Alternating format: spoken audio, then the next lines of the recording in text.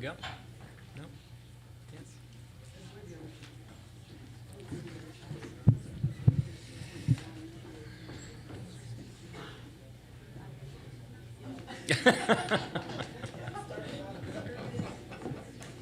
Good to see you, Ambassador. I've been given the thumbs up, which means I can start. Your Excellency, President of the General Assembly, Ambassador Dennis Francis. Your Excellency, Ambassador Martin Kimani, who I saw pop in here earlier and then ran out, Permanent Representative of Kenya and the President of the Executive Board of UNDP, UNFPA, and UNOPS. Dr. Natalia Kanem. Dr. Piot. Ambassador Salas, Excellencies, ladies and gentlemen, colleagues. I'm delighted to welcome you to the 19th Salas Memorial Lecture. It is indeed a pleasure to see so many of you here in person. In addition, many will be joining us virtually as the lecture is also being recorded and live streamed around the world, so sit up straight, make sure you look interested, make sure your cell phones are silenced, you never know who's watching. This is the fourth year that I'm moderating the Salas Lecture, so I'm a veteran in my own right and very happy to be here again. For those of you who are new to the Salas Lecture, the series was initiated in 1989 as a tribute to Mr. Rafael M. Salas, who served as the Executive Director of UNFPA from the time of the fund's creation in 1969 until his untimely death in 1987. Mr. Salas has been described to me as a man of many talents, a man of action and of letters, a visionary whose words and deeds have decisively shaped the field of population and development and continues to this day. Rafael Salas has been described as the consummate consensus builder, someone who's not afraid to have difficult discussions to move the agenda forward, someone we probably need more of today in these halls of the United Nations. And that is why this lecture series was started, to pay tribute to Rafael Salas, to discuss new and bold ideas, knowing that even if we cannot all agree and reach consensus, we need to have the time and space dedicated for robust dialogue and fresh exchanges. This year, we continue again with an exciting lineup, so without further ado, allow me to introduce you to the distinguished guests present today. The President of the General Assembly, to my left, Ambassador Dennis Francis of Trinidad and Tobago. The Permanent Representative of Kenya and President of the Executive Board of UNDP, UNFPA, and UNOPS, Ambassador Martin Kimani. Dr. Natalia Kanem, Executive Director of UNFPA, our host today. Ambassador Carmelita R. Salas, widow of Mr. Rafael M. Salas and former ambassador of the Philippines to the Czech Republic, who deserves so much credit for helping to keep the legacy of Rafael Salas alive. And our esteemed lecturer this year, Dr. Peter Piot, Special Advisor to the European Commission President, Professor of Global Health at the London School of Hygiene and Tropical Medicine, and the former Executive Director of the Joint United Nations Programme on HIV and AIDS.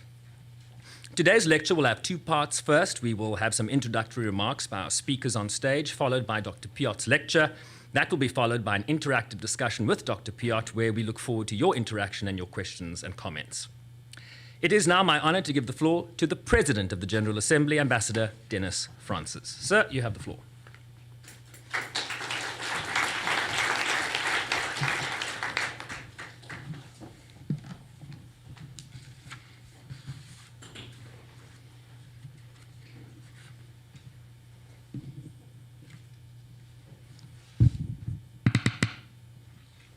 Good morning.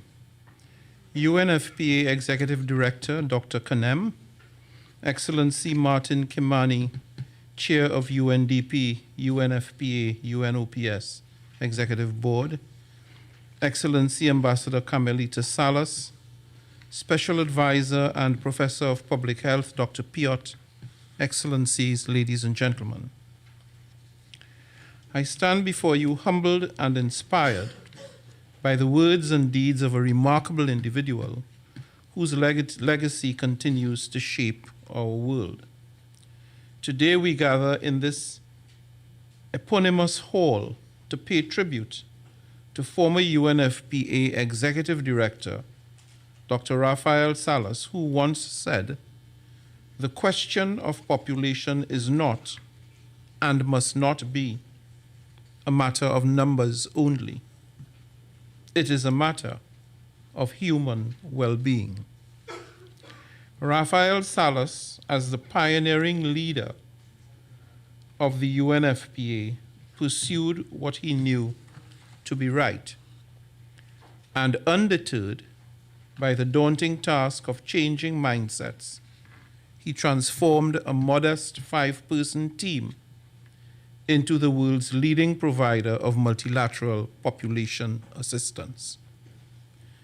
This is the UNFPA we know today, and in it, we are well pleased and enormously proud. Since those early days, the world has witnessed significant change. Global population surpassing the 8 billion mark.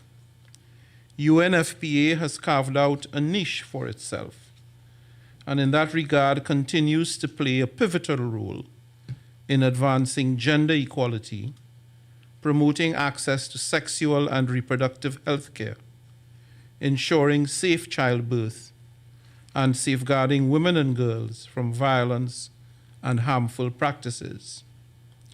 That unwavering determination, that persistent drive against the currents, is the very spirit that ought to steer the United Nations efforts today.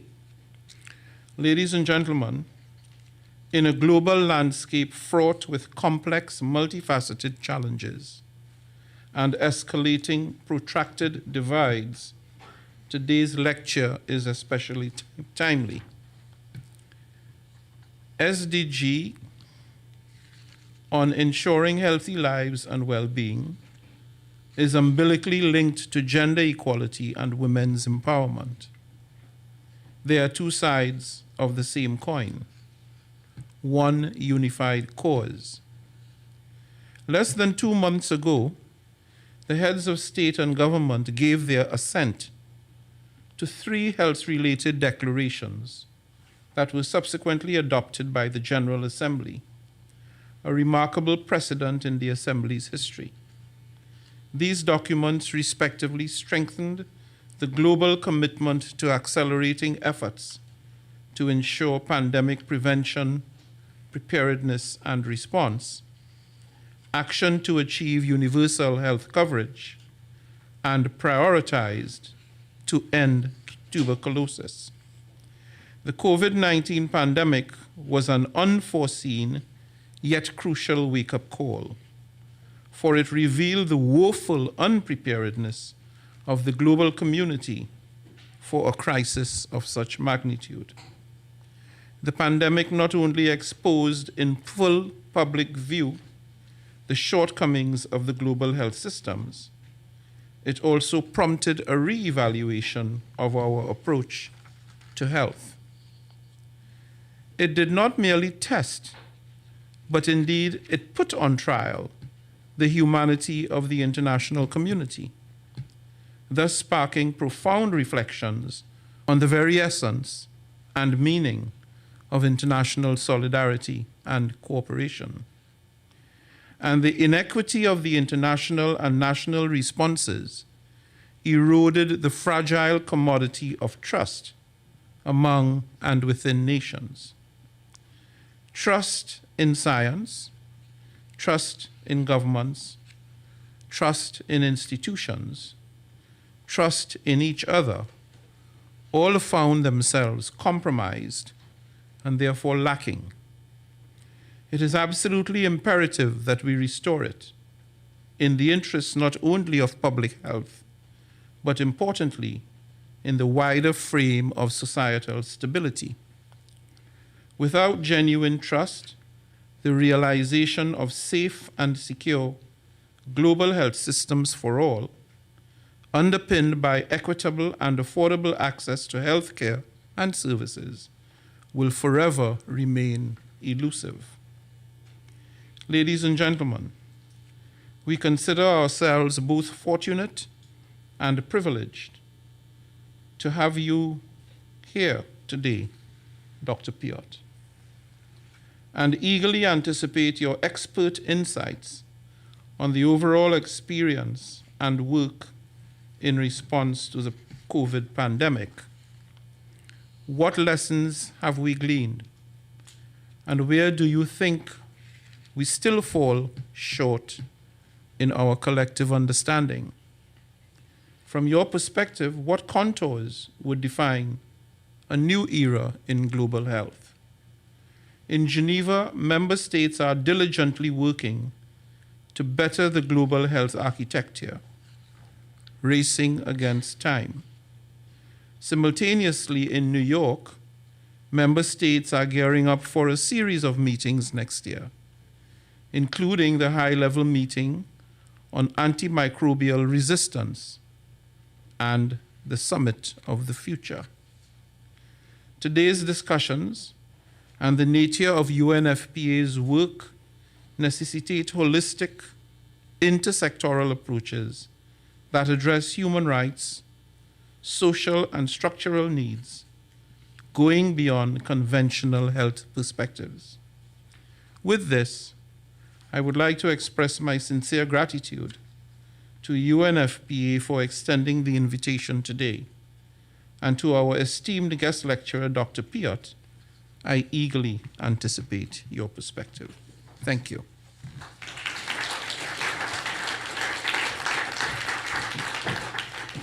I thank the President of the General Assembly for getting the ball rolling, and certainly thought-provoking remarks there, Ambassador Francis. I will now invite the permanent representative of Kenya and the President of the Executive Board of UNDP, UNFPA, and UNOPS, Ambassador Martin Kimani, to deliver some remarks. Sir.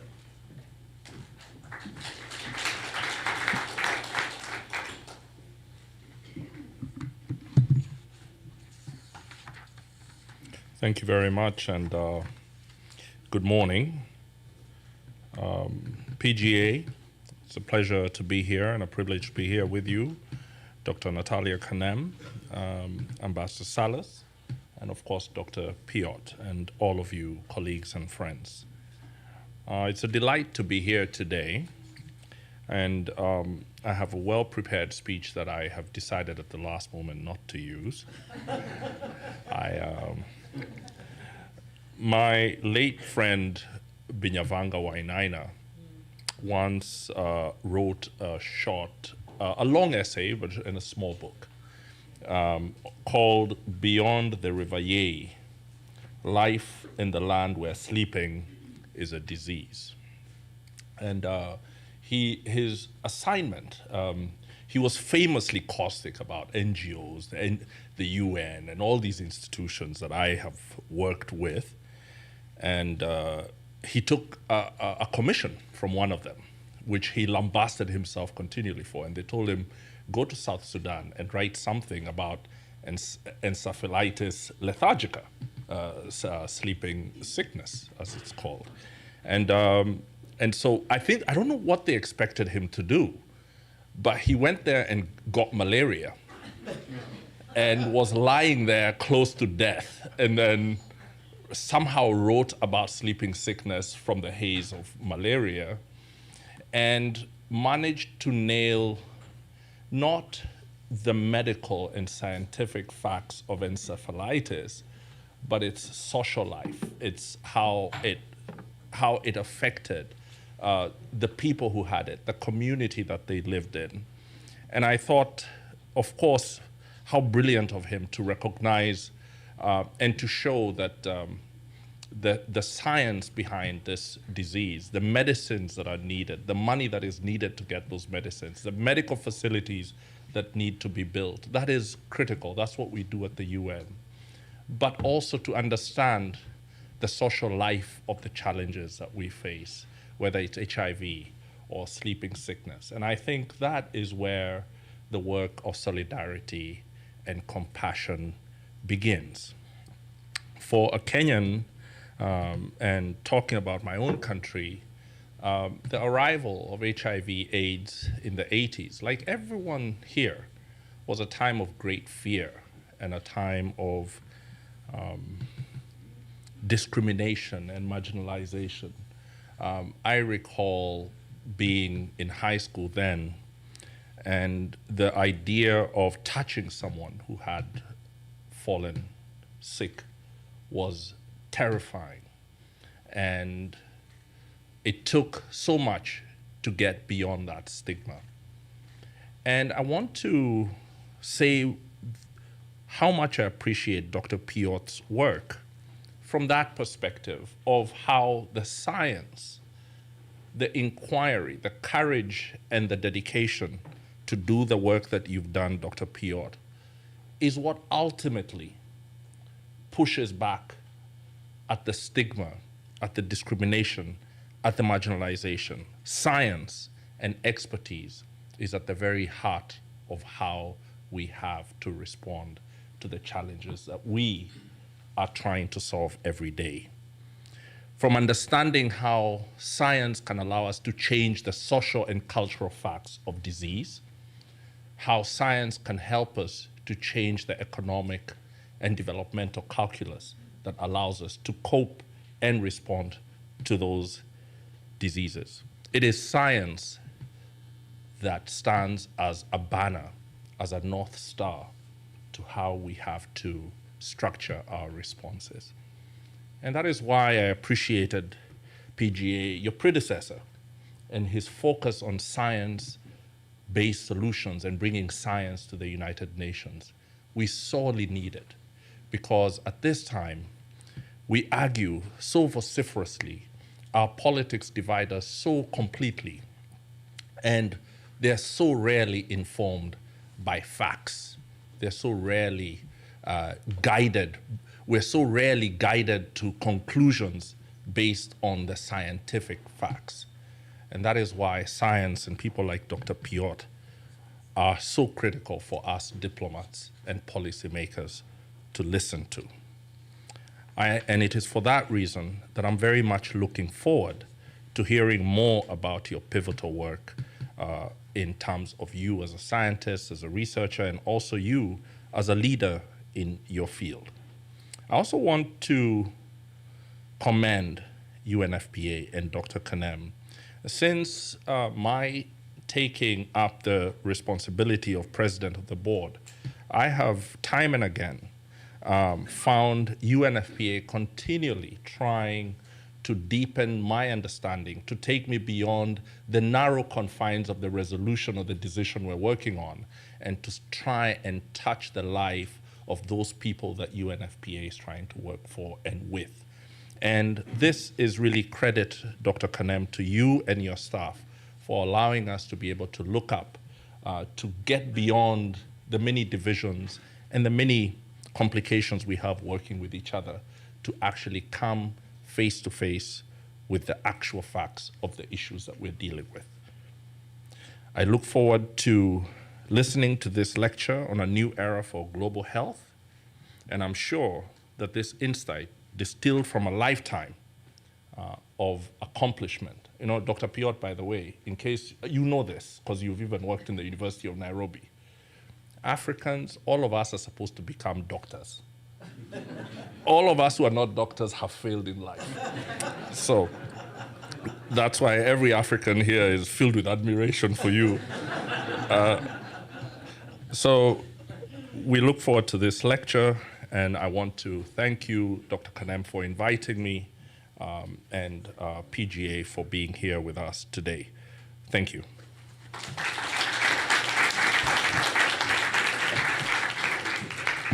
I will say, Ambassador Kimani, I have a great appreciation for individuals who can bin their prepared remarks and deliver a speech with such coherence. I will also add that while we appreciate the former PJA, President Koroshi, we certainly also appreciate the man sitting to my left as well. All right, thanks to Ambassador Kimani for his remarks. Now it's my honor to give the floor to the Executive Director of UNFPA, Dr. Kanem. Thank you so much.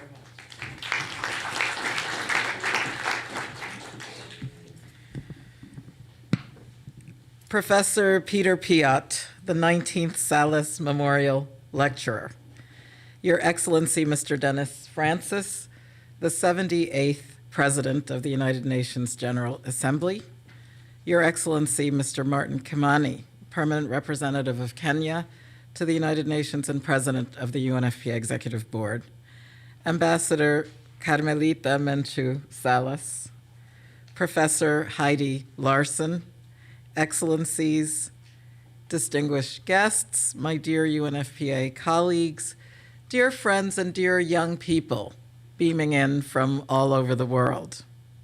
I greet you in peace, which after all is the noble purpose of the United Nations. And I thank you for joining us for this 19th edition of the Rafael Salas Memorial Lecture, honoring the memory and the legacy of UNFPA's founding executive director. Rafael Salas, Mr. Population, was a visionary. It's true that he was far ahead of his time, speaking out about the interlinkages between population and gender, discussing demographic patterns, talking about environmental sustainability and economic growth, at a time when headlines were expressing apocalyptic levels of fear about a population bomb that was about to explode. He stood and encouraged countries to look beyond the numbers and to adopt population policies that are centered on people and on people's well-being, on people's quality of life. Yes, a year ago, the world's population topped 8 billion. UNFPA, again, sounded the alarm, but this time to remind the world to look beyond the numbers to the human lives represented by that figure of 8 billion. Infinite creativity, infinite potential, and infinite possibilities that are inherent in each and every one of us. And we were called to emphasize good news.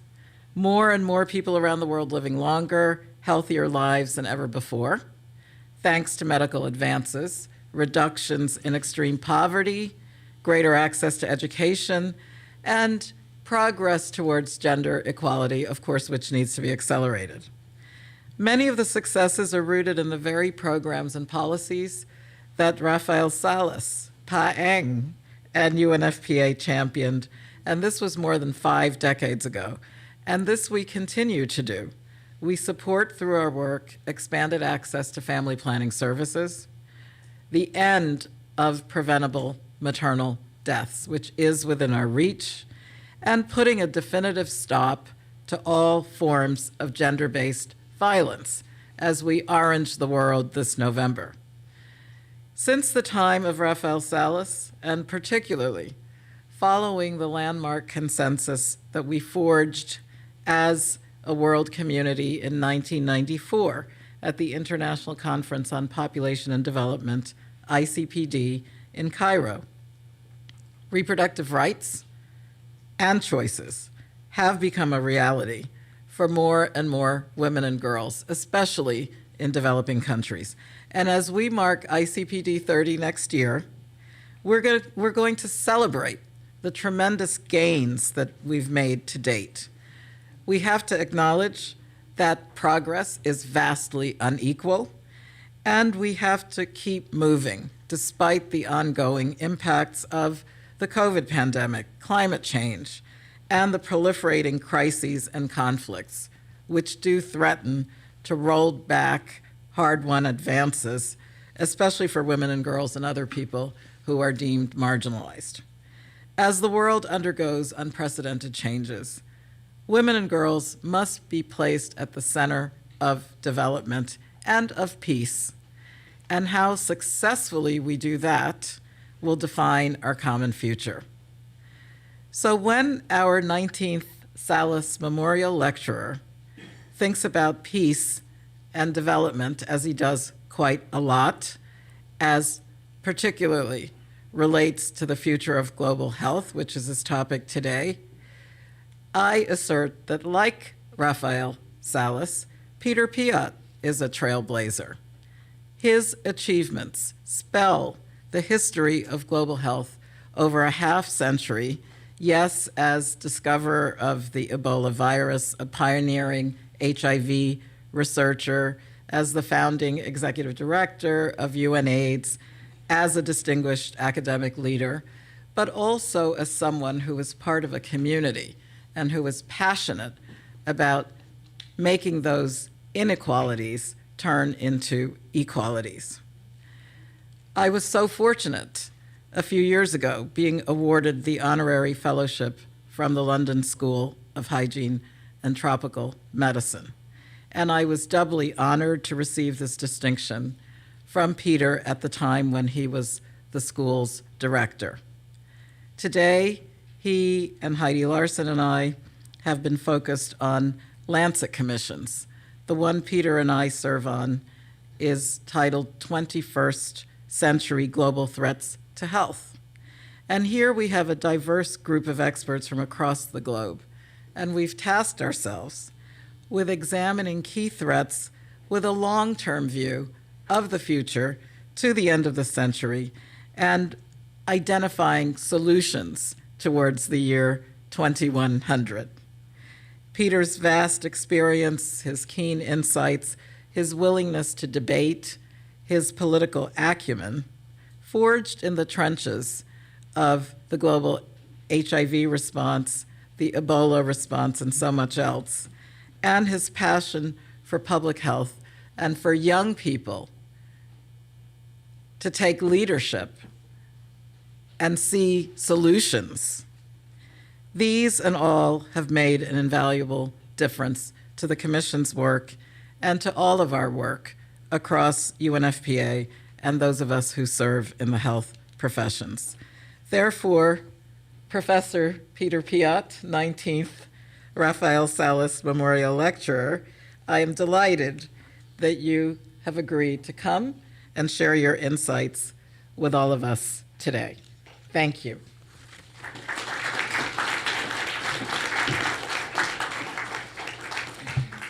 I thank Dr. Kanem for her opening remarks, and I must tell you, when you say reference 1994 as the South African, we're always taken back to the first democratic elections in South Africa in 1994 that elected Nelson Mandela, so we'll also be celebrating our 30th anniversary next year.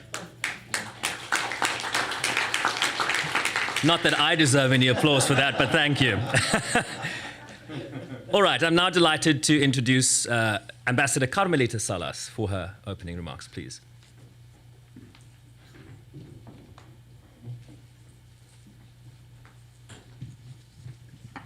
Professor Peter Piot, Your Excellency Mr. Dennis French, President of the General Assembly, Your Excellency Martin Kimani, Representative of Kenya to the United Nations and President of the UNFPA Executive Board,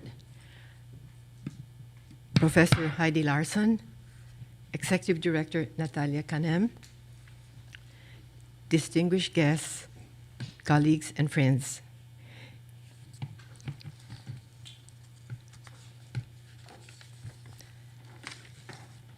It is a singular honor for me, and indeed sheer joy, to be at the 19th Memorial Lecture.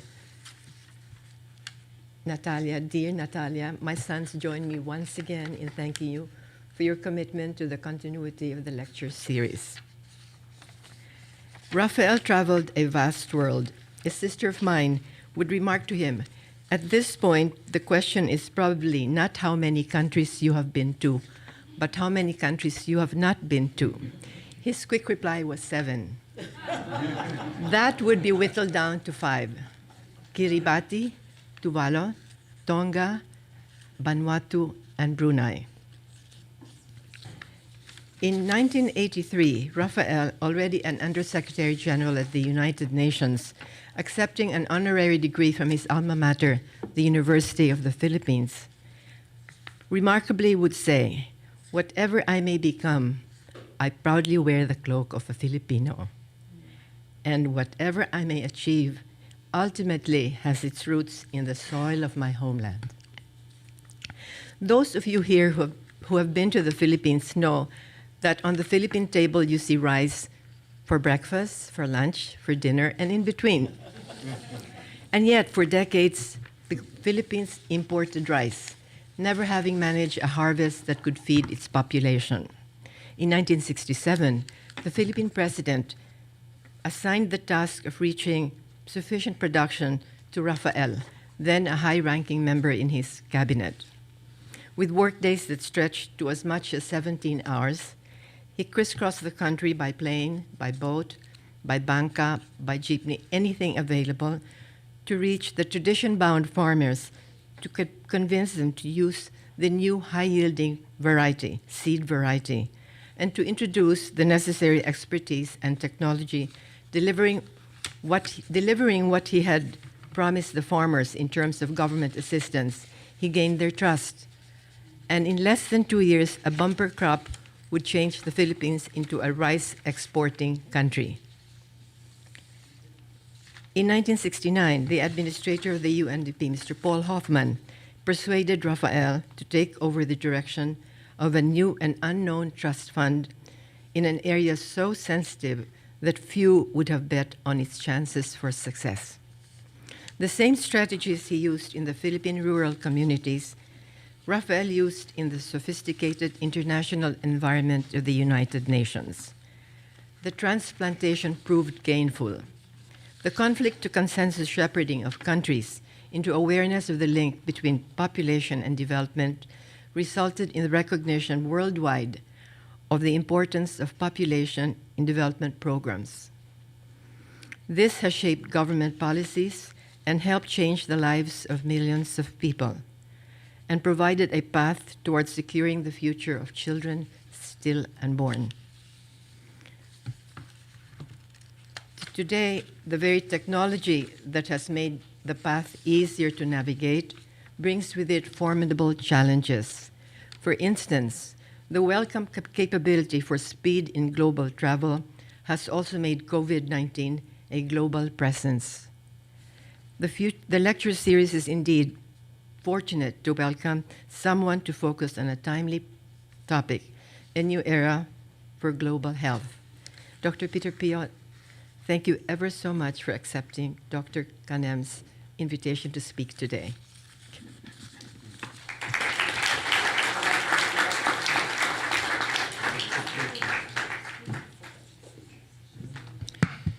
So I'm going to invite our panelists to take their seats up in the front, except the one to my far left.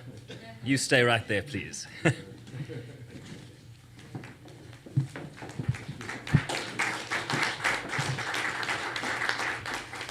I thank Ambassador Salas for her address and for that lovely reflection on both the lecture and her late husband. All right, now the moment we've all been waiting for. I'd like now to introduce our lecturer, Dr. Peter Piot, Special Advisor to the European Commission President. Dr. Piot will deliver a lecture entitled A New Era for Global Health. Dr. Piot is no doubt well known to all of you, but a quick recap of some of his achievements is a reminder of how fortunate we are to have him as this year's lecturer, so bear with me.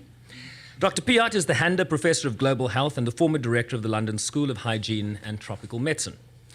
He is Special Advisor to President von der Leyen of the European Commission and EU Chief Scientific Advisor on European and Global Health Security. He is also chair of the Global Burden of Disease Independent Advisory Committee and a founding board member of the Coalition for Epidemic Preparedness Innovations, as well as of the Global Fund to Fight AIDS, TB, and Malaria.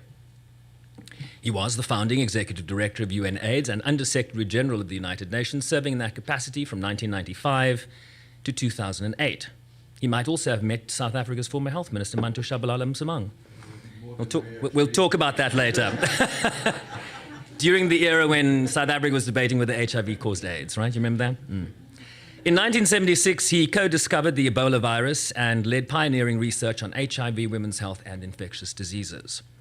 He trained at the University of Ghent and the University of Antwerp and has held positions at the Institute of Tropical Medicine, Antwerp, the University of Washington, Seattle, USA, the University of Nairobi, as Ambassador Kimani pointed out, Imperial College London, the Collège de France, Paris, and the Bill and Melinda Gates Foundation. His awards include the John Dirks Canada Gairdner Global Health Award, the Robert Koch Gold Medal, the Prince Mahidol Award, the Hideo Noguchi Africa Prize, and the Nelson Mandela Award for Health and Human Rights. He recently was awarded a Lifetime Achievement Award from the World Health Organization for his services to global health. He has published over 600 scientific articles and 16 books, including the memoir, No Time to Lose. So in summary, probably someone who knows a lot about what he's going to talk about today, crossing our fingers in that regard. So as we have no time to lose, please welcome Dr. Piot to deliver the 19th Rafael M. Salas Lecture today. Sir.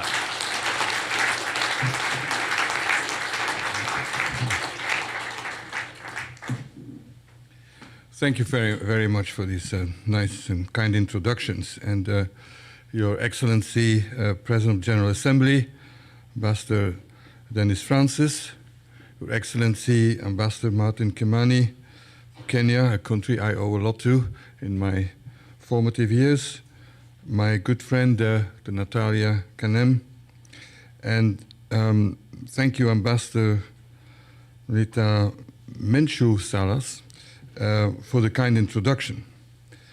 I never had the pleasure of meeting Dr. Salas, but he clearly and definitely has his place in history as the founder of an organization that the world needs more than ever, as we heard from from Ambassador Kimani.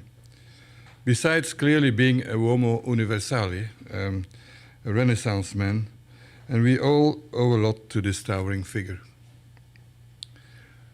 But I can't give an UNFPA-inspired lecture without paying tribute to two other giants in the field, previous executive directors Nafis Sadik and Torayo Bait, from whom I learned so much and who became dear friends. I must say that Nafis Sadik, together with Jim Wolfenson, she was my greatest ally from day one when I started with UNAIDS in an effort of so-called UN reform, besides fighting AIDS. And she taught me really how to navigate the UN labyrinth, and minefields, I should say. And so I'll be always very grateful. And I never blew up, so it was effective.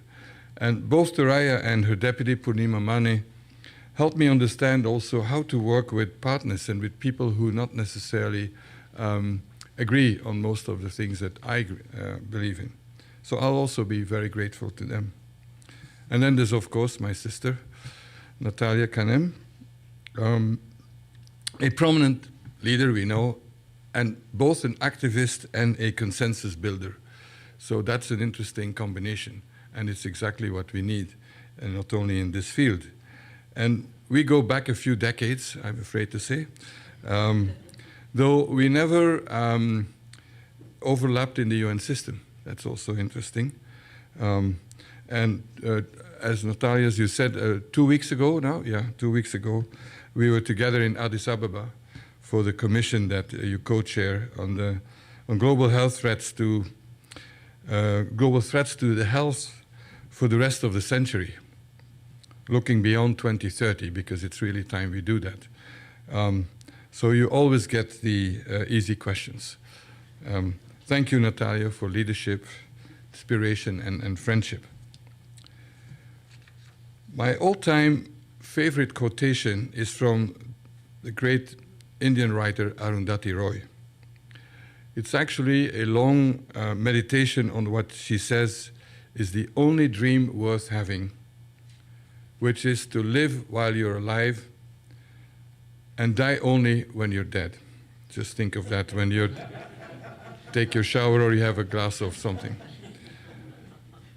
But today I want to focus on just one of her pieces of advice, and that is never simplify what is complicated or complicate what is simple. This has served me well in many aspects of my life, including my work, and I hope it's a useful way to frame what I want to say today. So that's the taxonomy. We're really at crossroads in global health, as we are in so many aspects of life and society. And for a variety of reasons I will get into, the paradigm that has facilitating the amazing progress of the past generation may no longer be fit for purpose. We need a new one, what I sometimes call Global Health 2.0. It's asking a lot, I know, because Global Health 1.0 is still quite new. It only emerged around the turn of the century, and it was actually driven by the AIDS movement. But when you Google, you can't find the term global health earlier than 98 and 99, and it's only around the millennium that it really emerged. And that replaced the old paradigm of international health and then before that, tropical medicine. And Global Health 1.0, let's be clear, has saved millions of lives. But the world and health have changed, and so we must change too. As it's often said, the only constant in life is change. In addition, it may be that the time of fairly generous international funding for global health is coming to an end or is no longer as it used to be, mainly because of the growing number of existential crises and wars, but also because of growing political polarization in some countries. And this comes at also a very difficult time for many low and middle income countries which are facing unaffordable debt payments. So we may have no choice but to change. So let me start with what I think is relatively simple, at least in my mind, and that is the set of values that brings us all to work in global health. We do this work because we believe that each individual life is equally important. We believe that we should do what we can to prevent the suffering of others. And we believe that everyone deserves dignity, safety, and a future that offers hope. That's, in my mind, simple. How to do it is another matter. And that thinking inspired really Global Health 1.0 and the agenda of the MDGs and the SDGs. And we've made progress on that agenda. Let's not deny that, but not nearly enough. We must meet these goals without delay. And then COVID has taught us that we must also continue to focus on pandemic preparedness and prevention and to prevent another catastrophe like COVID. And that is as simple as it comes, although my talk today won't focus on pandemic preparedness and lessons learned from COVID. Don't worry. You've probably heard more than you ever wanted to hear. But for example, an illustration of achievement is that maternal mortality declined by 34% between 2000 and 2020. Insufficient, as Natalia reminded us, but let's not throw away the baby with the bathwater. A lot of progress. And polio is nearly eliminated, as is guinea worm infection, river blindness. But we need to finish those projects so we can stop staying nearly eliminated and just say eliminated. I spend much of my time, as you heard, my life working on HIV and AIDS. And although the disease is no longer an automatic death sentence, we are not close to the SDG goal of ending the epidemic, whatever some propaganda may claim. According to the latest UNAIDS report, 1.3 million people became newly infected with HIV last year. This is 7 times higher than the SDG goal. And around 650,000 people died from AIDS. Not the detail. But the good news is that Global Health 1.0 has yielded a wide range of increasingly effective tools to address not just AIDS, but also tuberculosis. We had a high-level meeting, malaria, vaccine-preventable diseases, maternal, neonatal, and child health, malnutrition, sexual and reproductive health, and so on. And the key now is to deliver these tools at a much larger scale to all those in need and to make sure they're affordable also. And making sure that we continue to invest in innovation to have better tools. Let's not forget that years ago, we fought really hard to provide antiretroviral therapy for everyone who needed it. I was privileged to work with Secretary General Kofi Annan, who played a key role in putting HIV on the world's agenda. We had not a high level, but a UN General Special session. We had debates in the Security Council on HIV. It was the first time that a non-traditional security issue made it to these bodies. And Secretary General Kofi Annan also played a key role in lowering the price of antiretroviral drugs from, in 1996, $14,000 per person per year. I'm not sure what the equivalent would be today, but today it's less than $1 a day. and it's as effective as treatment. But that took a long time.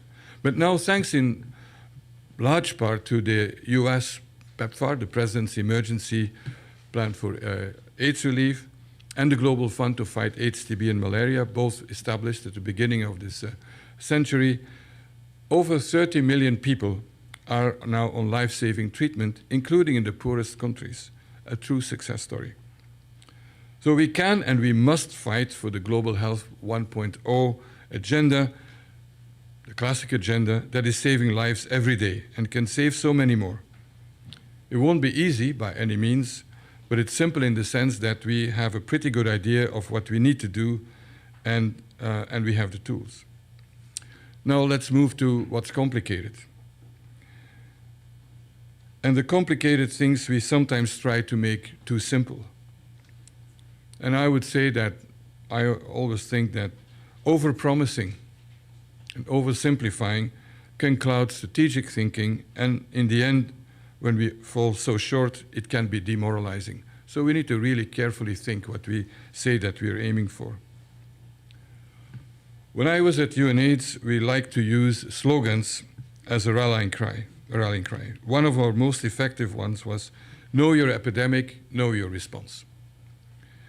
And the idea is we were trying to convey that there was no single HIV epidemic, which meant that there was no single way to address the crisis. We need to understand precisely what we were dealing with and tailor our response to people, actual people and places. And I could say the same for about every other health and development and social issue, as there is rarely an even distribution who is at risk and who is most vulnerable to death and suffering, something that the UNFPA, you know very well. And I understand why people attempt a one-size-fits-all solution. It's very tempting, on paper at least. But we don't have enough data because we don't have enough money, and it would be convenient if it would be possible to solve hard problems with a single silver bullet. But history has shown over and over again that this just won't work. That's why I hate this. People who ask me, what's the one thing we should do to save the world? Sure. Of course, we have some great universal tools.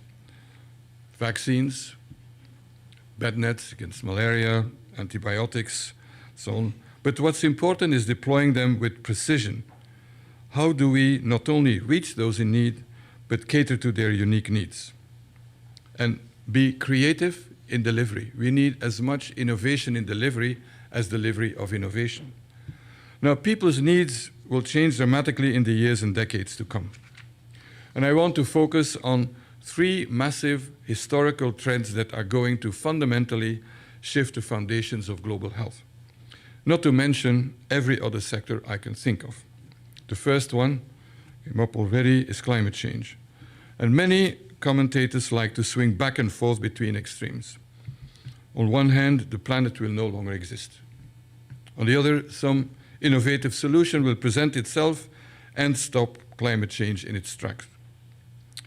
Both of these strands of thought simplify a complicated thing. The reality is that the climate is already changing, and it will keep changing at an ever-accelerating rate, as we witnessed in the recent years. We know we must be ready to adapt to a confusing blend of outcomes, and this is no longer a problem for the future. And despite the uncertainties, we can make educated guesses about some of the ways of changing climate will change global health. 3 examples, but simple ones. The geographic areas in which vector-borne diseases are a threat will expand. Now, in Southern Europe, where people go on holiday also, we've had indigenously transmitted cases of chikungunya and dengue, 2 so-called tropical diseases. And that's only the beginning. Extreme heat and weather will wreak havoc on agricultural harvests, making also agricultural autonomy a big issue in many countries, and leading to larger and shifting pockets of food insecurity. And extreme heat and weather will also make the worst affected places unlivable, particularly for the poorest people who can't afford air conditioning, leading to migration that bends and breaks health systems. The second massive historic trend is of completely different nature, but is the rise of digital communication, starting with the mobile phone, then the internet, then social media, and now artificial intelligence, which is, I think, a truly game-changing, it's called general-purpose technology. We're only at the beginning. It's exciting to imagine the new interventions and new knowledge that AI will make possible. At the same time, it's worrying to consider the new inequalities it will create. And let me quote from a brilliant book that I just read, The Coming Wave by Mustafa Suleiman, who is one of the pioneers of DeepMind and artificial intelligence. He says, AI is a wave because it will sweep everything in its path, leaving the world remade and reborn. And over the next 10 years, Suleiman argues, AI will be the greatest force amplifier in history. This is why it could enable a redistribution of power on a historic scale.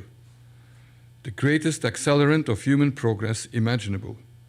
It will also enable harms, from wars and accidents to random terror groups, authoritarian governments, overreaching corporations, plain thefts, and willful sabotage.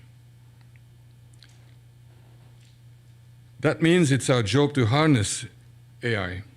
We need to carefully identify AI's opportunities and seize them, and just as carefully identify its risks and mitigate them. As the AI pioneer Fei-Fei Li often says, there is nothing artificial about artificial intelligence. It's made by people for people, that is all of us, and we people must take that responsibility seriously. There's promising work at the nexus of AI and global health underway. Last month at the Grand Challenges meeting in Dakar, Senegal, we heard from some of the 50 principal investigators who'd received grants from the Gates Foundation to pilot equitable AI use in low and middle income countries. A really pioneering initiative. And I'm not an expert, and I'm not a techie, I'm not an expert in what AI can and should do, or what it can't and shouldn't do, but I believe we have the best chance of making the technology work for global health if we invest in people in low and middle income countries to build applications to meet their needs. And when they don't build them, they should be able to inform them, because effective and equitable AI will require massive local data to feed the algorithms. And local people should collect the data and train the models, because otherwise they will continue to be heavily biased in terms of ethnicity and gender particularly, as is now often the case. Now we've arrived at the third massive historical trend, very close to UNFPA's mandate, and that's the huge demographic and epidemiologic shifts occurring around the world. For a very long time, our thinking process in global health started with children under 5 and their mothers. And as a result, child deaths have been cut in half in the last 25 years. Amazing success, from 10 million to 5 million deaths. Let's not forget that it's not all failure. But while we recognize this progress, we also need to recognize new challenges caused by rapidly diversifying demographics. In parts of Europe and Asia, we already have the oldest populations in the history of the world. And soon, more people globally will be over 65 than under 5. Meanwhile, in other parts of Asia and some parts of Africa and Latin America, we will have large populations in their prime working years.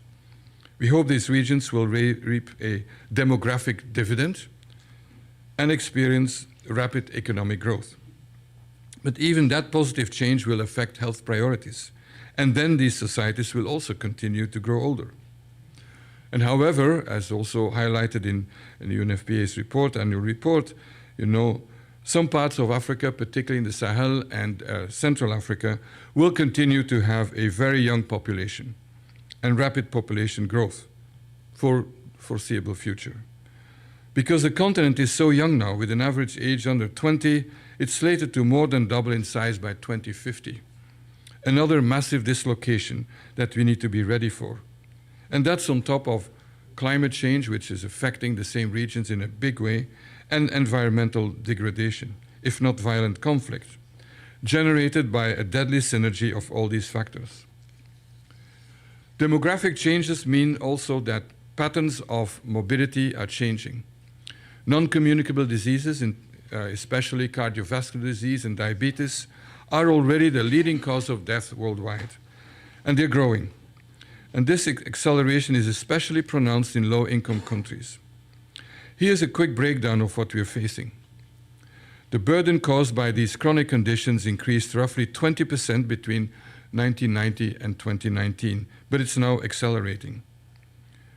Globally, 39% of adults are overweight, 13% are obese, 1.1 billion people smoke, more than 400 people around the world have type 2 diabetes. And the commission that Natalia co-chairs really predicts that diabetes is projected to be the major cause of disability-adjusted life years for the foreseeable future. Are we ready for that? I'm afraid not. So as a result of these sweeping changes, the very basic questions of who's at risk and what are they at risk for will have new answers. We must be ready, and we must take that on now. I didn't share these facts and figures just to bring down the mood. I think we need to face reality. And I'm also mostly interested in action and in solutions and what to do, rather than in history. So let's talk about what we can do. And what do these massive trends mean for us? First, let me stress one more time that there is still a gigantic unfinished global health agenda. And UNFPA and many others have a big job to do in this field.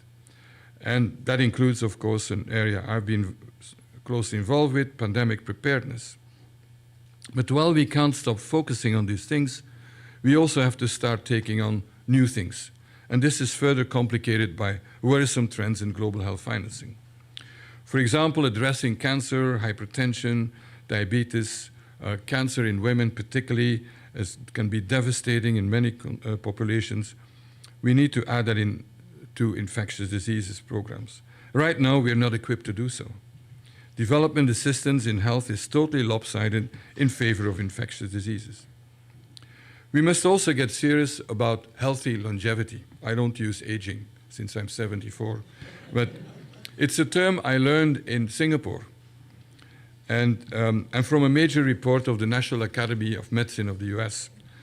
With people living so much longer, we must be ambitious and creative about making those extra years that we all have, not only just adding years to our life, but also life to our years.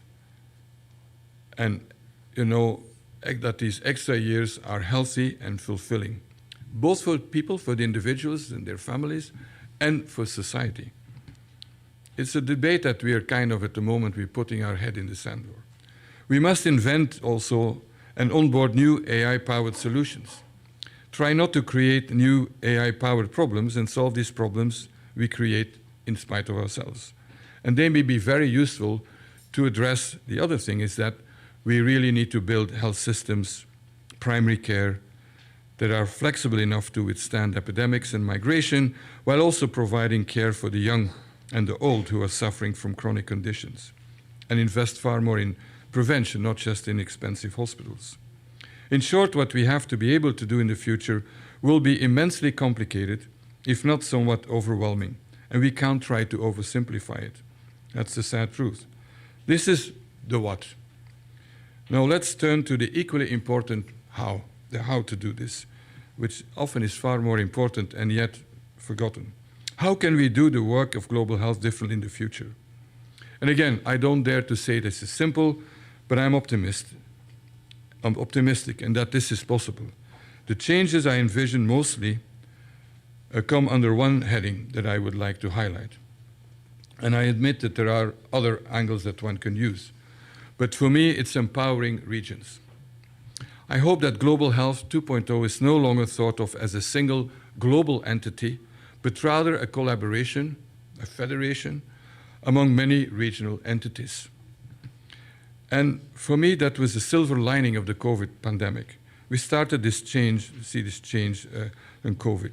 Regional bodies emerged to lead epidemic responses.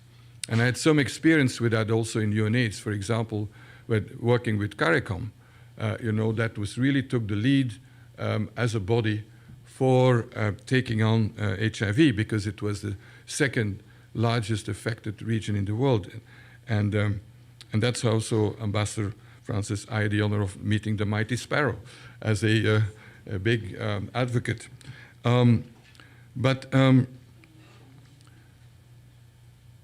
Like during COVID, my own region, I live in Belgium now, my native country, the European Union just took really the lead and took on COVID thanks to the leadership of President Ursula von der Leyen, and in spite of the fact that health is not really a competency of the Union. It was certainly the case also in the African Union. With Africa CDC, Centers for Disease Control, then led by Dr. John Kengasong, and now by Dr. Jean Kaseya. And Africa CDC came to the fore, strongly supported by African Union top leadership, political leadership, and no longer would Africa wait for charity and help from the global north. The continent took its destiny in its own hands.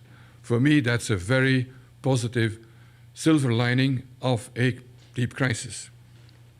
And I hope that will be the foundation for a solid future. And let me suggest 3 ways of conceiving of a more regional approach to global health. I like lists of 3, as you can hear. First, the rise of regional manufacturing of health tools offers great potential to finally solve the persistent problem of inequitable access, which was dramatic during the COVID epidemic in terms of access to vaccines, because scarcity is the enemy of equity. That's a fact. When there isn't enough to go around, as was the case with new vaccines against COVID in 21, those with the power and resources have priority access. And it's quite understandable that political leaders fight to keep the products they make in their countries, because their first accountability is towards the citizens who elect them. That's why I don't use the term vaccine nationalism. And given this reality, my conclusion was that regional manufacturing is the only realistic solution, as far as I'm concerned, to ensure future equality in terms of access to vital products. And when those who are accountable to the citizens of African countries, because it's mostly an issue for sub-Saharan Africa, when those who are accountable to the cities of these countries have the means to make the drugs, vaccines, and other life-saving commodities, the citizens will no longer be at the end of the queue globally. End of the line. The good news is that several local manufacturing initiatives are progressing well, as I saw when I visited Institut Pasteur at Dakar last month. They've been producing yellow fever vaccines for many decades, and now aided by new technological developments such as mRNA technologies and compact equipment such as the quantum equipment coming from my native country, they have the potential to make vaccines for many other diseases. But success will require considerable investments, both public and private. So far, the EU has committed over 1.1 billion euro through the EU budget, the European Investment Bank, and Team Europe to support this. Not only Africa, but also for Latin America and Asia. It will also require technical assistance partnerships between well-established manufacturers from all over the world. And finally, it will require a commitment from big buyers such as Gavi to procure from new manufacturers and ensure their commercial viability as their businesses mature. Second, the rise of centers of excellence and innovation and implementation capacity in Asia and Latin America, and increasingly in Africa, is changing the center of gravity of research and development and of science. I should point out that many of these centers are so excellent because of many years of investment from global health partners in high-income countries. But as those investments pay dividends, we have the opportunity, and we actually must rethink our approach rather than to perpetuate the status quo. And not everybody has understood that. When I was the youngest team member that first isolated the Ebola virus in 1976, nearly 50 years ago, we received a patient's blood sample from what was then called Zaire, the Democratic Republic, Congo, and sent to Belgium because viruses could not be isolated in Zaire. Today, though, Professor Muyembe's lab in Kinshasa can do viral genome sequencing as well as any lab here in New York. In just the past month, I visited not only Institut Pasteur in Dakar, but also the Ethiopian Public Health Institute in Addis Ababa and the Indian Institute of Science in Bangalore. All three are examples of the forefront of science, vaccine development, manufacturing, public health, data science, engineering for health. And there are many more on all continents, including where I used to do my work as a young researcher in Nairobi, both Cambridge and the University of Nairobi. And there's so many. That means not only that researchers can do more work now and faster, it also means that agenda setting and decision making should increasingly move closer to the problems we are all trying to solve. It's no longer that the problems are in the south and the solutions in the north. Let's forget about that one. Again, taking full advantage of the opportunity all this capacity presents will require a much needed transformation in research collaboration from a largely one-way street into true partnership, even if funding is still largely concentrated in the global north for the foreseeable future. That we should also be realistic about that one. The third way of conceiving of a more regional approach to global health has to do with the need to reform global institutions, including UN system institutions, development banks, and global funds.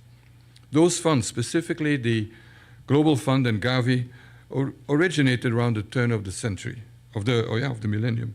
They're a true success story. They have literally saved millions. But now, 20 years later, the world has changed, and they should continue to evolve by supporting countries' priorities with countries in the lead, and they can focus on working in greater synergy with national priorities and with each other also, I should say, and investing in their capacity and sustainability. And part of this work should involve placing their staff where the action is, not where the headquarters happen to be. And I think it's also worth looking into a more federated institutional architecture. Add all this together and we may have the basis of a new model of global health for the future, of global health 2.0 with genuine, respectful, equal partnerships at its core. Though I recognize again that there are several other angles that are important for this paradigm. And the angle of reducing inequalities in particular is a key one among and within countries, be it for socioeconomic, ethnic, or gender biases. Above all, we need enlightened and forward-looking leadership and proper funding. As I wrote in one of my books, AIDS Between Science and Politics, published by Columbia University Press here, about 10 years ago, science does little good when it operates independently of politics and economics. And politics is worthless if it rejects scientific evidence and respect for human rights. And we can all give a lot of examples of that. So that's why this political leadership is so key. Today, the accountability is to donors. But it should also be in the first place to communities and to the people. Agendas set and then executed by those most concerned will have a better chance of succeeding than top-down programs decided in New York, Geneva, Washington, Beijing. The need for change doesn't mean that the current and past approaches and institutions are failures or bad. Let me conclude with that. Or they should be rejected because they are neo-colonial, as some say. And some of them are grounded in this.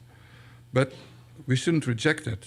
On the contrary, it means that we want to see the success of the past continue into a very different future. And the work of reinventing global health for the sweeping changes that are coming is going to be complicated. But the reason we need to do that is quite simple. As I started, what is simple? We believe that each individual life is important and that we must work even harder to reduce inequalities in the face of health and death. Thank you very much for listening.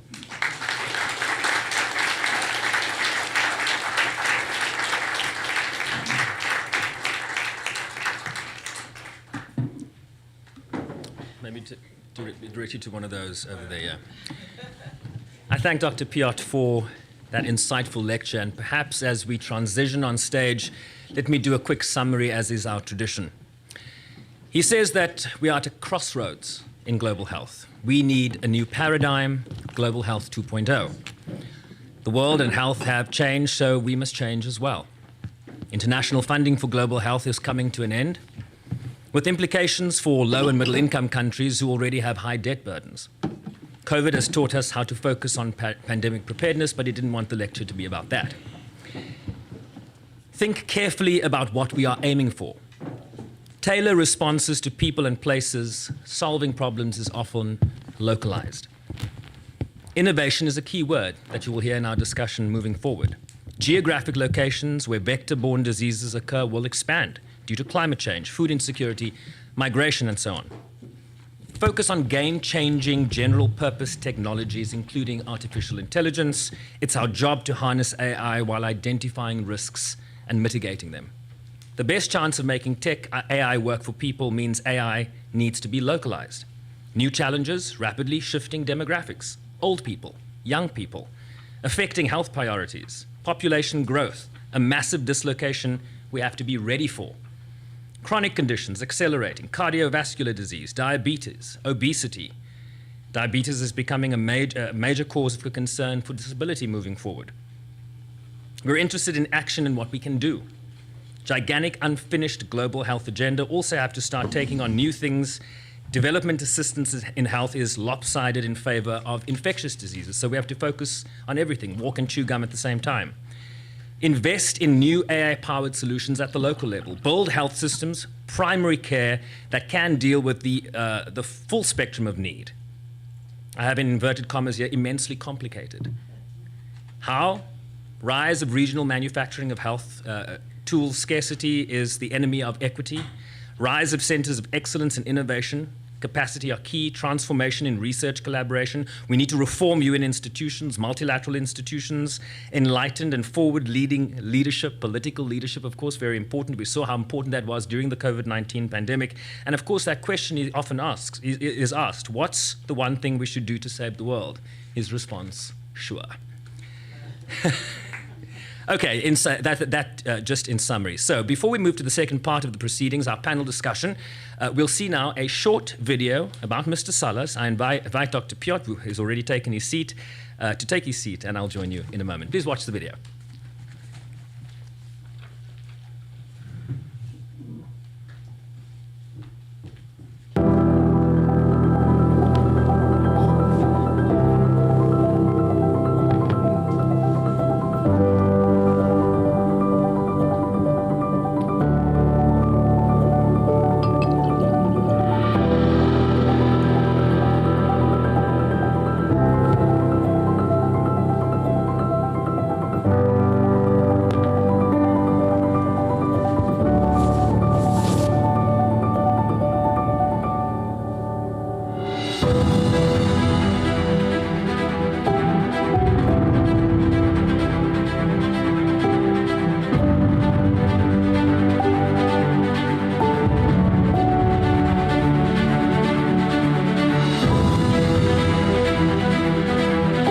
Conceive population questions within the UN system. This covers all the spectrum of what is known as population, from demography and statistics to family planning.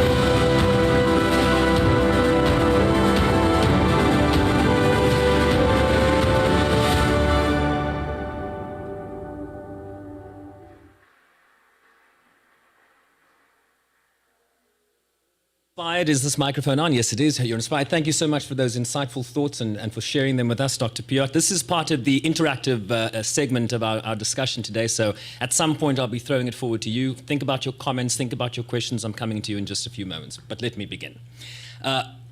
What do you say, or what do you see as the key failures in global health governance that need to change so that we are going to be ready for future pandemics and health crises? What can we do? Thanks, Don't say sure. No. Well, first of all, I would say it's not that it was kind of a uniform failure. I think that there were a lot of positive aspects. I mentioned at the regional level, honestly, there was really strong leadership and in several regions, and that was help. And I think also this pandemic, I would say, restored the credibility of WHO in dealing with epidemics, and we can go on for why that is so. But obviously, the biggest failure collectively was the access to life-saving vaccines. However, on the positive side is that we had a vaccine in 10 months or so, which I never expected that would be possible, and then but we didn't have the manufacturing. And the question, this is why I mentioned so much the need for local manufacturing. I honestly don't think it was it was a matter of governance. It was a matter of just scarcity, and we need to, in my view, we always need to think of systems and systematic type of approaches, not just the emotional response and more treaties and paperwork and so on. I know in New York this is what we do here, but still it has to be concrete. And I think also another aspect where I think was a problem, and since you're from South Africa, because South Africa scientists were the first ones to identify so-called Omicron, one of the multiple variants of, and published it and made it public and for the good of the world. And what was the reaction in many countries? Closed the border for anybody from Southern Africa. I was in South Africa at the time and had to fight to come back. Yeah, so that is, I think, the failure. And I've seen how that happened in Europe, for example, is that originally we were not going to do that, but then a few big countries started and then all the others followed. And so how to prevent that, I'm not so sure, but that is clearly a failure. But also what I think we're better prepared. I'm going tonight to a meeting in Frankfurt in Germany, where there are people from institutions from all over the world, from all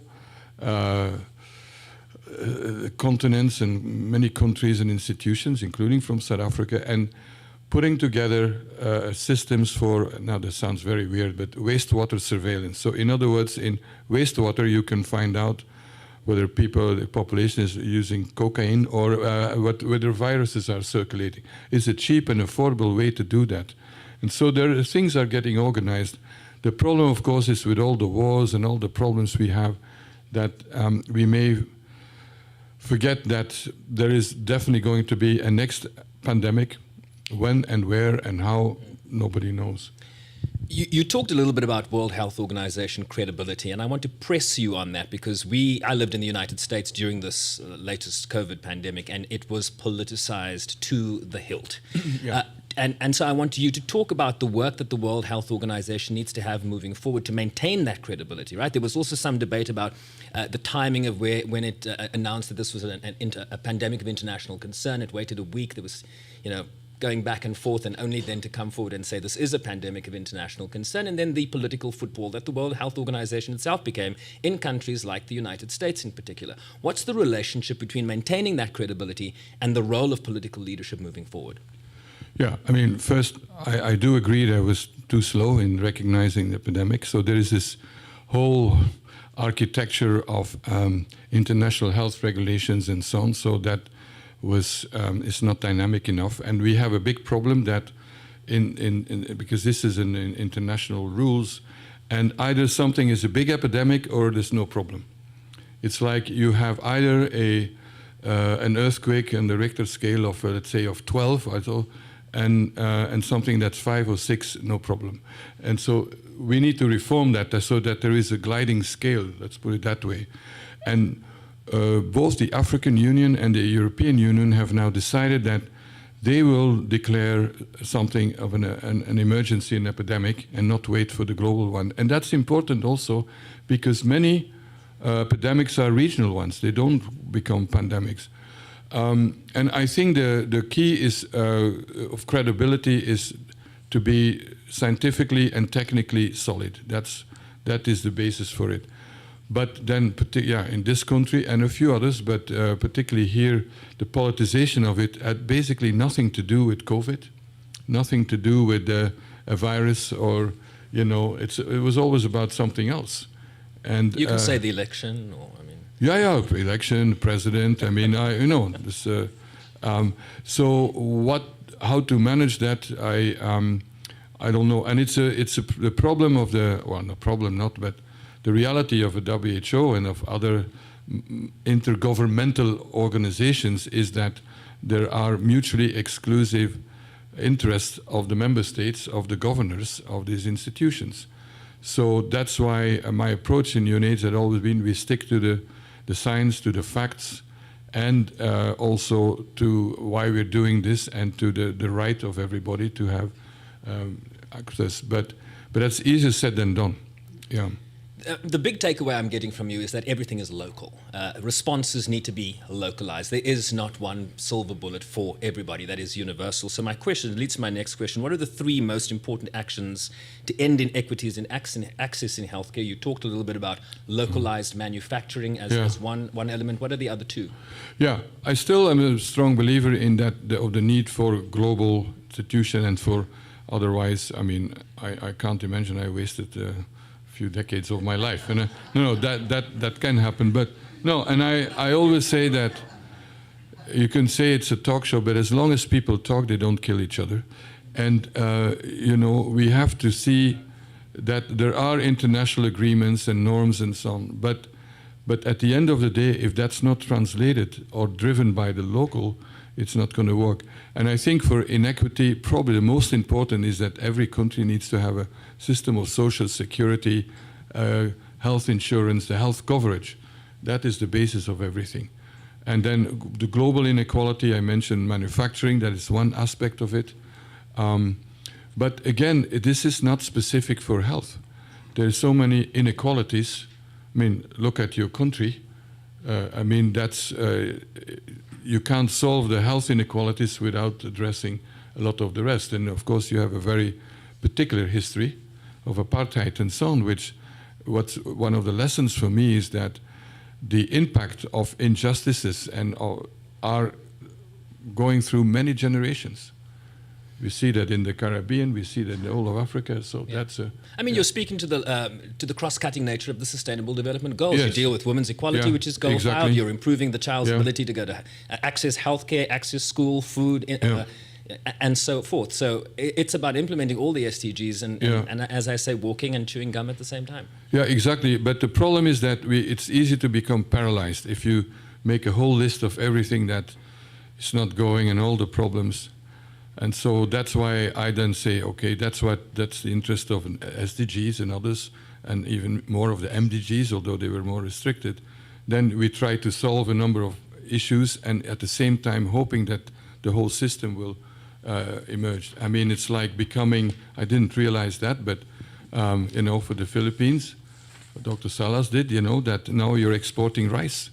I mean, and the same thing is true for India. For example, there was with Dr. Swaminathan, who just died. I mean, he was the father of the Green Revolution in India.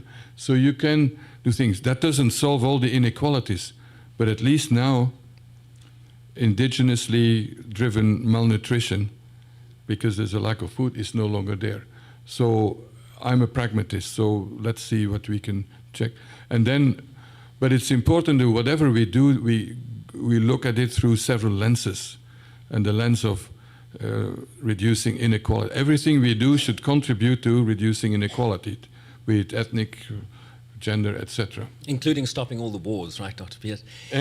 All right, folks, I do not want to dominate this discussion. I see a hand to my left. This is your opportunity. Show me your hands and I will come to you. Sir, since you were first, I'm going to get... Is there a microphone? No microphone. Yeah, there's a mic.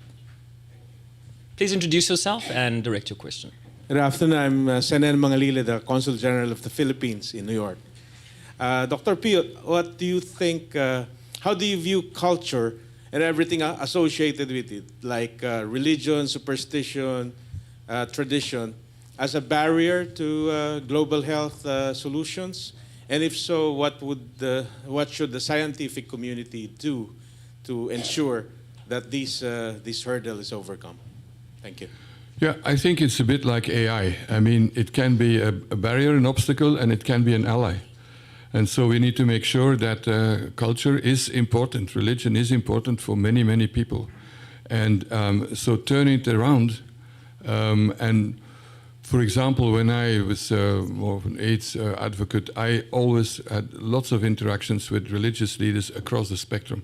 I've met I don't know how many popes and patriarchs and imams and so on. And, you know, and you think of the angle, what is it that, you know, you can bring.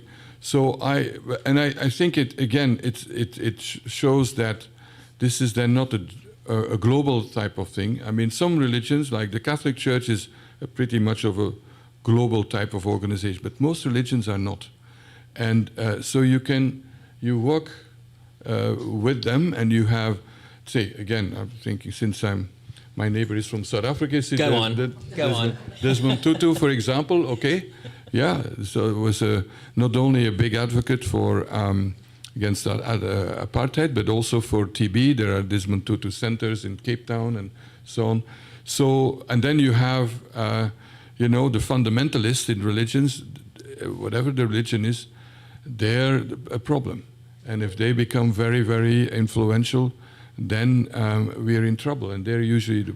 So I always try to see who are the allies, who are the problems, and then lots of people are in between, and then you know, it's, I mean, there's plenty of diplomats here. I guess that's how you work. But it has to be, and it's something that I learned particularly from Thoraya Obaid, you know, when she was here, coming as the first Saudi woman who had, you know, studied abroad, and she really, yeah, I learned a lot from her in that field, and so to, yeah, bring people on board, and it's better to have them in the tent, as we say.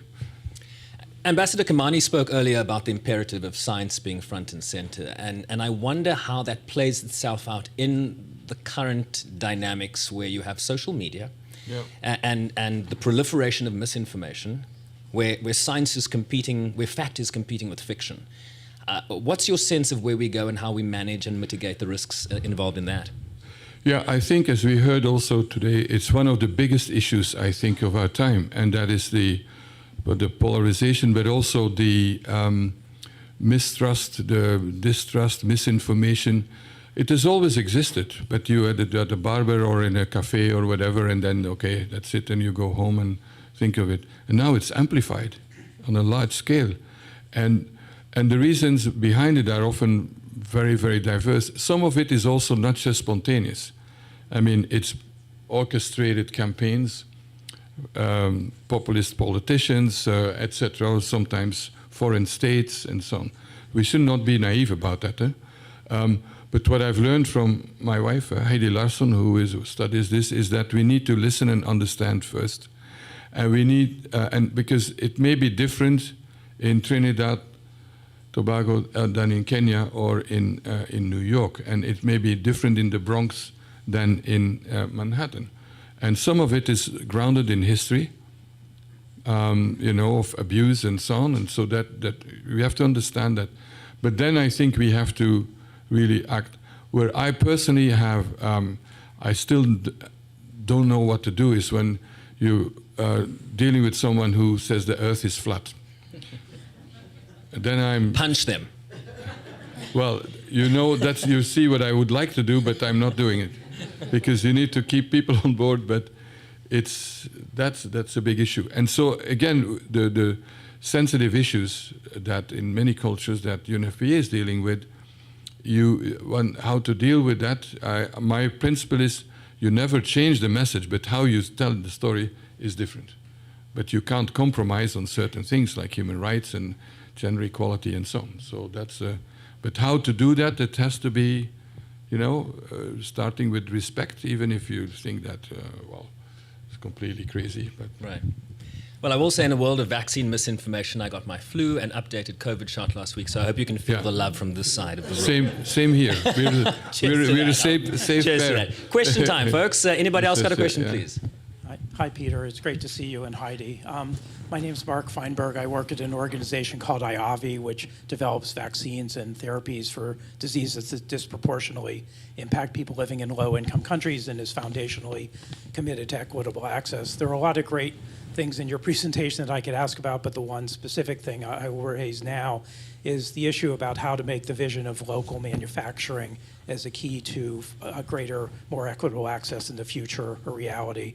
My sense is now that that discussion is taking place really at a philosophical and a political level, but the actual realities of vaccine manufacturing, as you know, are incredibly complicated, and I don't see a vision or a plan emerging about how we're actually going to achieve that goal as quickly as possible in a sustainable way, and it would be great to hear your thoughts about how that can happen.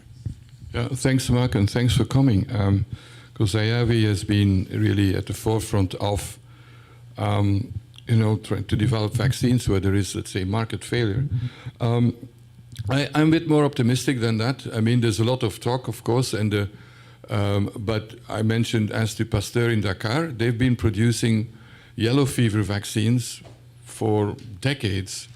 UNICEF buys all its yellow fever vaccines from Institut Pasteur in Dakar, and they're pre-qualified by WHO. They're approved.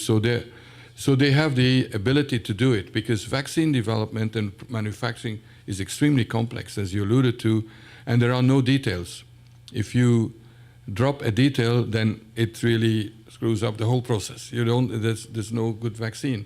So that is a big issue. But there are, in Dakar, the equipment is there now. I mean, they have human resources and so on. So I think it's a matter of time, because you have to commission it. I mean, all the things that you know.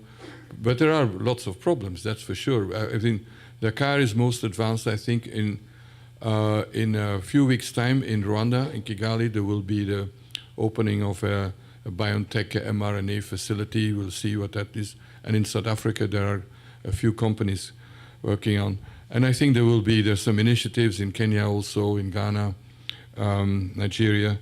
Of course, it's not realistic to think that every single country should have their own vaccine, and that's a bit what's going on at the moment, and that's not realistic. That doesn't exist in any country, in any continent, and would not be cost-effective also. So the issues are a regulatory environment is very weak in many countries, and how can you produce a vaccine in my country if there is no regulatory authority that's credible and valid and recognized by surrounding countries, for example. That's why in Africa there's this initiative of the Africa Medicines Agency, but it's going to take time before that's really fully operational. It took several years in Europe to do it. Secondly is that the business model. I mean, you have to be realistic. It has to be grounded in a serious business model. In other words, that you have to be able to sell the vaccines. It will be more expensive to produce vaccines in Africa than in India, which is the pharmacy of the world at the moment, at least for the beginning. Maybe in 10 years, no longer. That we don't know. In other words, there need to be mechanisms to ensure that there is support for it. I mean, America has, Buy America Act, which you can say is also not pure free enterprise. It's not in vaccines, but so there is really serious work going on. But there's also there's a lot of rhetoric. But I think the train is out of the station, and but it's very, very important that it works. That it's a success, because if this doesn't work, then I think the clock will be set back for a long time. This is the opportunity. And I think that investment money for CapEx and so is not a problem. It is really the operations and the business. And for example, in Dakar, because I know that the best, they're going to produce measles and rubella vaccines. There is equipment now. I mentioned this Universals, you may know, in Toom, so that allows you to have smaller scale type of GMP quality material to produce and so on. So it's aided by some technological developments which did not exist before.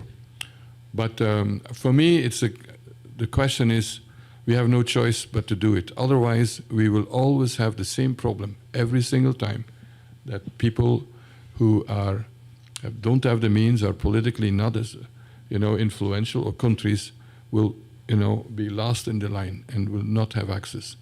And that's not acceptable for me. I mean, just to expand on the point, right? I mean, I think we live in a world where we are so easily distracted by the latest big event, as we were when COVID, and justifiably so, we were distracted by COVID because it was all hands on deck approach. But in terms of this long-term investment, I mean, you're talking about a lot of money over a long period of time. This is not something that you do now and then shut shop and wait for the next pandemic. This is something that has to be ongoing, right? Absolutely. I mean, just imagine that you have all the equipment and the building and everything. Before that, the first vaccine will reach the market. Depends on the type of vaccine. With mRNA vaccines, the main advantage is that it can go fast. But even then, we're talking about years and years, the commissioning. So we're talking here about, what are we, 23, 26, 27, if everything goes well. Yeah. But if we don't do it now, it will never be there. We have a question in the front row. Well, Please thanks. introduce yourself. Who's this? Yeah. Thanks so much. It's Natalia Kanem. Peter, can you say something about mental health and the gendered aspect of it? Thank you. Yeah, I mean, I think that the mental health is, for me, one of these aspects that are also coming to the forefront. Not that it's new. The difference is, I think that what I mentioned, we're all new. It's just the mental health has always been there, but it's so stigmatized. When I was the director of the London School of Hygiene and Tropical Medicine, we created a Center for Global Mental Health, and some of the reactions were, why? But there are specific aspects, and a lot of them have to do with our gender-specific issues. And so the good news is that there is now more and more research that comes up with practical solutions. For example, Professor at the London School, who's based in Zimbabwe, Dixon Chibanda, he developed an approach to depression in the community. I can't remember what it's called. It has well, anyway. So, but New York City has adopted it now, and that's an example. Something developed in Zimbabwe out of necessity with very few means, and now one of the biggest cities in the world has adopted it. So that's the. But it's.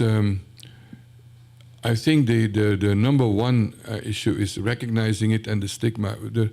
The number of environments where people with mental health issues are chained, are locked up, and so on is quite enormous, particularly when it's women. But there also there are technological tools like for psychosis, schizophrenia, and so there are very effective medicines, and that can be given now with long acting. I mean, I'm sorry, I'm going into some technical details here, but for me, these tools have not been used in the environments where they would make an enormous difference, and that's. But it requires. But who's dealing with it? Where's the leadership? That's what I don't see. Time for one more question, if there's anybody, please, ma'am.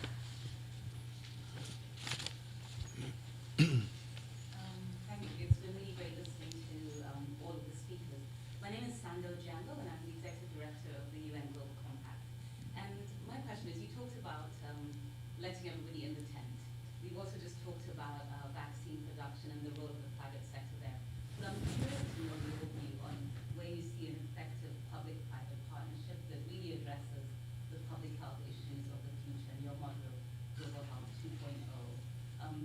puts the private sector, I think, in a place that is meaningful, not always questioned as it often is, but it's just a rightful and good public-private partnership for health. Thank you for the challenging question. No, but it's a good one. I think that the way I see it is that companies are not everywhere, but most people have a job and work in a company.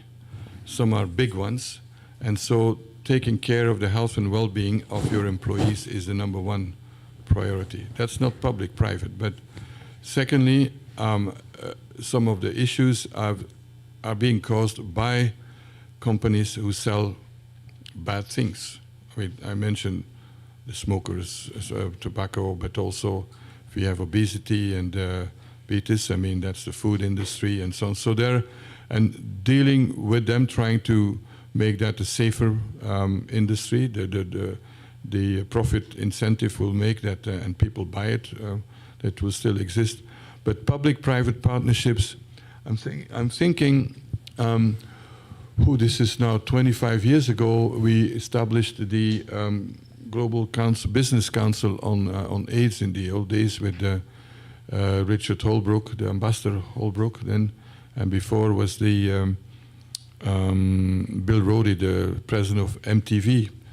And they, on HIV, there were quite a few strong activities with private, but I'm not sure whether they survived. I do be honest, I don't know.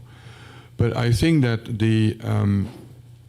but I see it mostly around the workplace and in the community, what can be happening there. But then, of course, you've got lots of these announcements, big announcements, and the World Economic Forum and so on. But I'm after following your question, I'm going to look it up, and maybe you can send me some detail. Because I'm a big believer that without the private sector, we're not going to make it. You know, only public sector, not only for vaccine, manufacturing, but for many other things. And thank you. Yeah, great question. Thank you for that. So our final intervention from the floor will be the Ambassador of the Philippines, His Excellency Mr. Antonio Manuel Revela Lagdameo. Sir, please.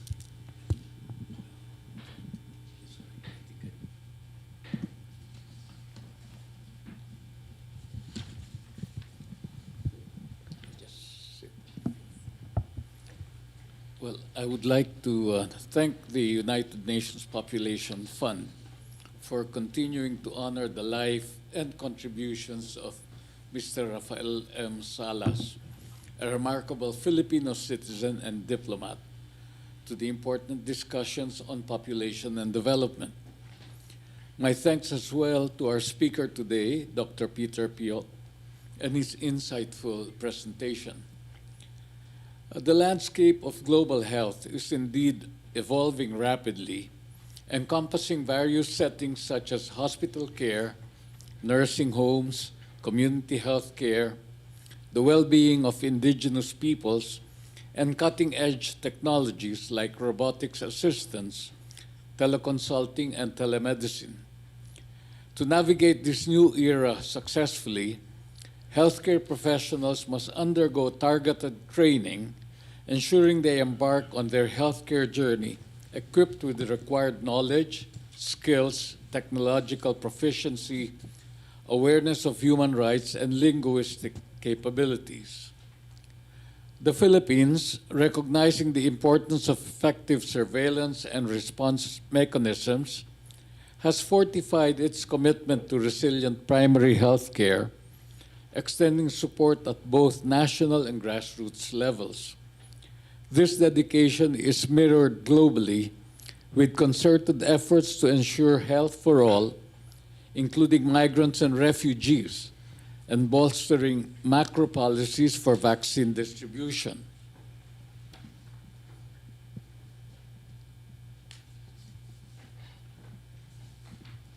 The significance of universal health care needs to be underscored, especially during pandemics, ensuring fair access to high-quality services, affordable medications, and vaccinations. The incorporation of cost-effective technologies like telehealth plays a crucial role in meeting healthcare needs, particularly in the post-COVID-19 era.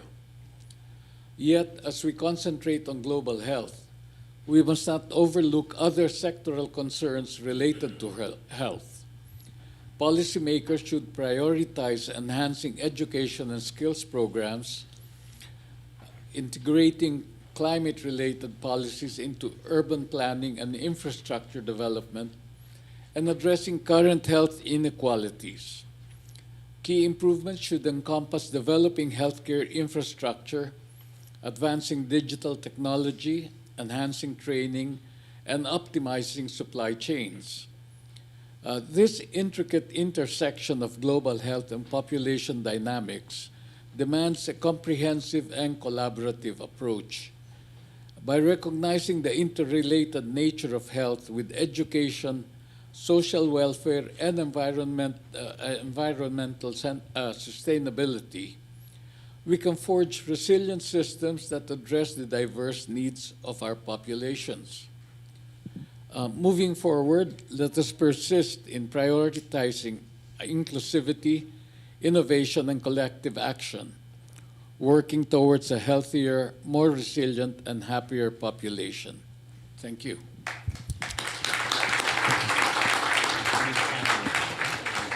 Thank you for that intervention, Ambassador. A term we haven't talked about today, supply chains, but if you'll join us for the next lecture next year, we'd appreciate that. Dr. Piot, I'm going to give you your final word. A fascinating discussion. Just wrap it up for us. No time to lose. Thank you very much. Sure.